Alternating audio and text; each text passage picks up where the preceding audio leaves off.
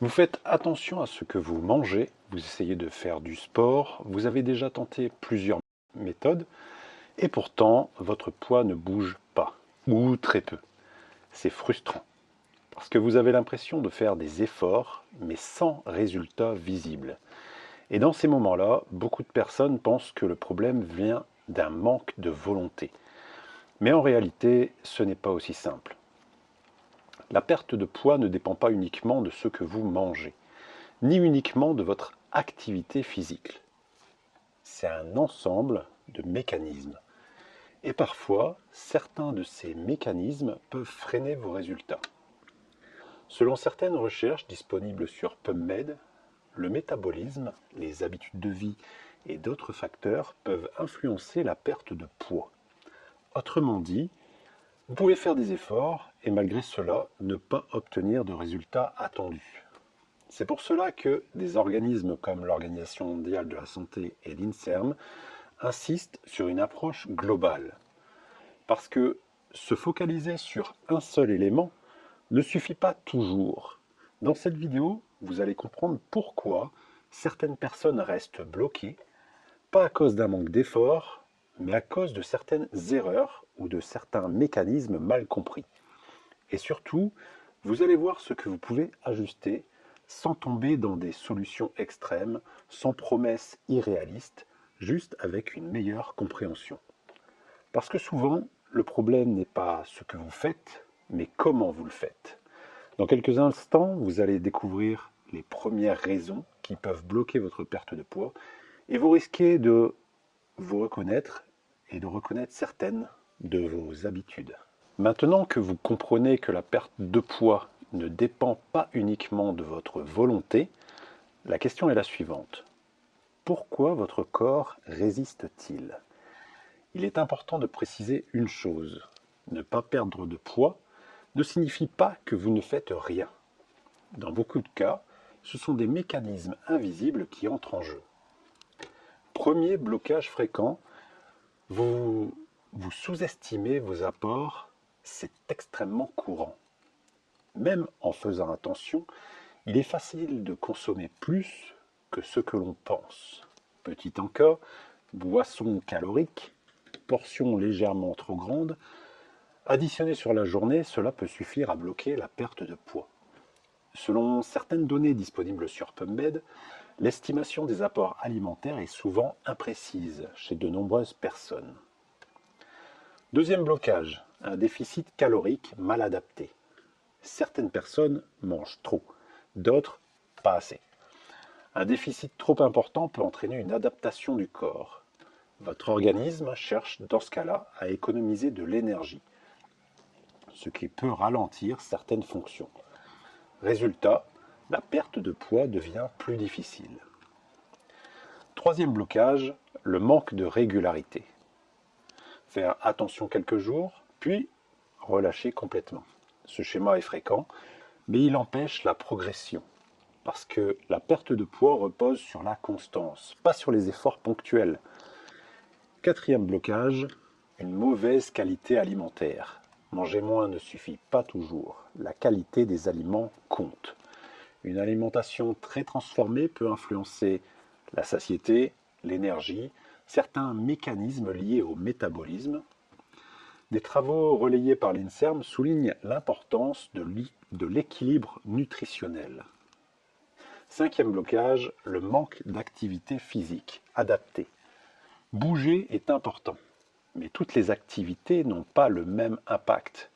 Une activité trop faible ou irrégulière peut limiter les résultats.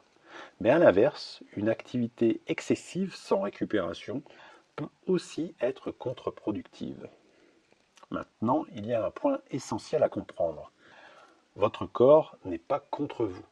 Il s'adapte. C'est son rôle. Et parfois, cette adaptation peut ralentir la perte de poids. C'est pour cela que certaines personnes ont l'impression de stagner, même en faisant des efforts. Des recommandations issues de l'Organisation mondiale de la santé mettent en avant l'importance d'un équilibre global. Autrement dit, ce n'est pas un seul facteur qui bloque, mais souvent une combinaison.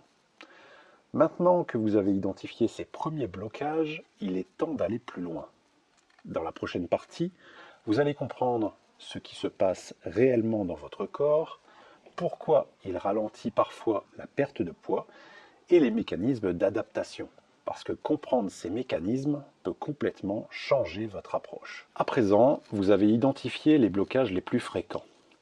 Il est essentiel de comprendre ce qui se passe réellement dans votre corps. Parce que la perte de poids n'est pas un processus linéaire. Votre corps ne réagit pas comme une simple machine. Il s'adapte en permanence. Lorsque vous réduisez votre apport alimentaire, votre organisme ne se contente pas de brûler plus de graisse, il ajuste aussi son fonctionnement. C'est ce que l'on appelle une adaptation métabolique. Selon certaines recherches disponibles sur PubMed, le corps peut réduire sa dépense énergétique lorsqu'il perçoit une baisse des apports. Autrement dit, il consomme moins d'énergie pour fonctionner. Ce mécanisme a une logique. Il est là pour protéger votre organisme. Historiquement, il permet de survivre en période de manque. Mais aujourd'hui, il peut ralentir la perte de poids. Deuxième mécanisme important, la régulation de l'appétit. Lorsque vous mangez moins, votre corps peut augmenter certains signaux de faim et réduire les signaux de satiété. Résultat, vous avez plus faim et il devient plus difficile de tenir sur la durée. Ce n'est pas un manque de volonté, c'est une réponse biologique. Troisième mécanisme, la dépense énergétique inconsciente. Vous bougez en permanence sans vous en rendre compte. Marcher, changer de position, gestes du quotidien. Mais lorsque vous êtes en déficit, ces mouvements peuvent diminuer naturellement et cela réduit votre dépense énergétique globale. Quatrième mécanisme, le rôle du stress et du sommeil. Le stress chronique et le manque de sommeil peuvent influencer certaines hormones. Et ces hormones peuvent jouer un rôle dans l'appétit, le stockage, la gestion de l'énergie. Les travaux relayés par l'INSERM mettent en avant l'importance de ces facteurs dans l'équilibre global. Cinquième point, le temps. Beaucoup de personnes abandonnent trop tôt parce qu'elles attendent des résultats rapides, mais la perte de poids peut être progressive et parfois le corps met du temps à s'adapter dans le bon sens. Des recommandations de l'Organisation mondiale de la santé soulignent l'importance d'une approche durable. Maintenant, retenez ceci. Votre corps n'essaie pas de vous bloquer, il essaie de vous protéger. Et c'est justement ce qui rend la perte de poids complexe, parce que ce n'est pas seulement une question de calories. C'est un équilibre entre apport, dépenses, adaptation et mode de vie. Mais la bonne nouvelle, c'est que ces mécanismes peuvent être pris en compte et utilisés à votre avantage, à condition de changer d'approche. Pas en forçant davantage, mais en ajustant intelligemment. Et c'est exactement ce que nous allons voir maintenant. Dans la prochaine partie, les actions concrètes à mettre en place, les erreurs à éviter absolument, et comment débloquer la situation. Parce que comprendre, c'est bien, mais agir correctement, c'est ce qui change les résultats. Maintenant que vous comprenez pourquoi votre corps peut ralentir la perte de poids, la question essentielle est comment débloquer la situation de manière efficace. Bonne nouvelle, il n'est pas nécessaire de tout changer, mais d'ajuster certains éléments clés. Première action, revoir votre apport alimentaire de manière réaliste. Il ne s'agit pas de manger le moins possible, mais de trouver un équilibre.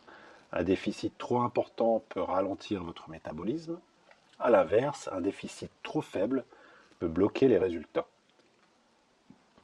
L'objectif est donc un ajustement progressif, adapté à votre situation. Deuxième action, améliorer la qualité de votre alimentation. Tous les aliments n'ont pas le même impact. Privilégier des aliments peu transformés, des bonnes sources de protéines, des fibres et des aliments rassasiants. Cela peut aider à mieux contrôler l'appétit et à maintenir une meilleure stabilité énergétique. Les travaux relayés par l'INSERM soulignent l'importance de la qualité nutritionnelle. Troisième action, Augmentez l'activité physique de manière adaptée. Pas forcément plus, mais mieux. Combinez mouvement quotidien, activité régulière et récupération peut aider à augmenter la dépense énergétique globale. Quatrième action, travailler sur la régularité. C'est un point essentiel. Faire les bons choix une fois de temps en temps ne suffit pas. Ce sont les habitudes répétées qui font la différence. Cinquième action, améliorer le sommeil et gérer le stress. Souvent négligé, ces éléments influent pourtant sur l'appétit, l'énergie, certains mécanismes hormonaux. Les recommandations issues de l'Organisation mondiale de la santé insistent sur l'importance d'un mode de vie équilibré. Maintenant, voyons les erreurs à éviter absolument. Erreur numéro 1, chercher des solutions rapides. Régime extrême, promesses irréalistes. Ces approches peuvent donner des résultats temporaires, mais rarement durables. Erreur numéro 2, se focaliser uniquement sur la balance. Le poids ne reflète pas toujours la réalité. D'autres éléments comptent. Composition corporelle, énergie, bien-être. Erreur numéro 3, abandonner trop tôt. Le manque de résultats rapides peut décourager, mais la progression prend du temps. Erreur numéro 4, ignorer les signaux du corps. Faim excessive, fatigue, manque d'énergie. Ces signaux sont importants. Ils peuvent indiquer que votre approche n'est pas adaptée. Erreur numéro 5, vouloir être parfait. La perfection n'est pas nécessaire. La constance, oui. Maintenant, retenez ceci. Ce n'est pas l'intensité qui fait la différence, mais la cohérence. De petits ajustements appliqués dans la durée peuvent débloquer la situation. Encore une fois, ces conseils peuvent aider à améliorer votre approche, mais ils ne remplacent pas un accompagnement personnalisé. Maintenant que vous avez compris les blocages, identifié les mécanismes et vu les solutions, il reste une étape. Mettre tout cela en perspective et passer à l'action de manière simple. C'est exactement ce que nous allons voir dans la dernière partie. À présent, vous avez une vision beaucoup plus claire et surtout, vous comprenez pourquoi votre perte de poids peut être bloquée. Ce n'est pas forcément un manque de volonté, mais souvent une combinaison de facteurs, des mécanismes d'adaptation et certaines erreurs invisibles. On va résumer simplement. Si vous ne perdez pas de poids, cela peut être lié à d'abord des apports mal estimés, cela peut être aussi un déficit mal adapté, un manque de régularité, voire une qualité alimentaire insuffisante, ou même un mode de vie déséquilibré, mais aussi à des mécanismes naturels de votre corps. Comme nous l'avons vu, selon certaines recherches disponibles sur PubMed, l'organisme peut s'adapter pour limiter la perte de poids. Et c'est précisément ce qui rend ce processus complexe. Mais il y a une chose importante à retenir. Votre corps n'est pas contre vous. Il cherche à maintenir un équilibre. Et c'est en comprenant cela que vous pouvez changer votre approche. Plutôt que de forcer davantage, vous pouvez d'abord ajuster votre alimentation, ensuite améliorer la qualité de vos choix, puis bouger de manière adaptée, travailler sur votre régularité et enfin prendre en compte votre sommeil et votre stress. Des principes simples mais efficaces sur le long terme. Des organismes comme l'Organisation mondiale de la santé et l'INSERM insistent sur cette approche globale parce que la santé ne repose pas sur une solution unique mais sur un équilibre. Maintenant, posez-vous une question simple. Est-ce que mon approche est adaptée à mon corps ? Si vous reconnaissez certains blocages, alors vous avez déjà une première réponse. Et surtout, vous savez maintenant que des ajustements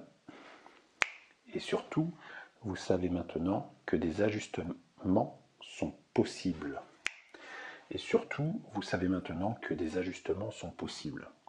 Pas forcément radicaux, mais progressifs. Parce que ce sont les actions répétées qui créent les résultats. Encore une fois, ces conseils peuvent aider à améliorer votre démarche, mais ils ne remplacent pas un accompagnement personnalisé. Si vous avez un doute, le plus sûr reste de consulter un professionnel. Si cette vidéo vous a été utile, laissez un like, abonnez-vous pour ne pas manquer les prochaines vidéos et dites-moi en commentaire qu'est-ce qui vous bloque aujourd'hui et quelle action allez-vous mettre en place dès maintenant. Je lis tous vos retours et dans la prochaine vidéo, nous verrons une autre erreur fréquente qui peut freiner votre progression. Une erreur simple mais que beaucoup de personnes font sans s'en rendre compte. Prenez soin de vous et à très bientôt.